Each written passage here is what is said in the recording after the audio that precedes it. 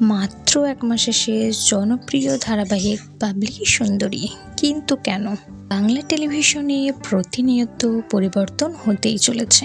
যেখানে একদিকে নিয়ে আসছে নতুন নতুন গল্প, তেমনি শেষ করা হচ্ছে চলতি সব জনপ্রিয় ধারাবাহিকগুলো।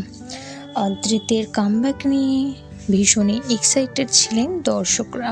অদ্রিত ও অনুষ্কার নতুন মেগা কুমকুমকে সন্ধ্যে ৬টায় প্রাইম টাইম দিয়ে দিলেন চ্যানেল কর্তৃপক্ষ। চ্যানেল জানিয়েছে জুন থেকেই সন্ধ্যে ৭টায় আসছে কুমকুম। আর এই নতুন মেগার আগমনে কপাল পড়ল বাবলি সুন্দরীর। ধারাবাহিকটি মাত্র ১ মাস শুরু হয়েছিল বাবলি সুন্দরী।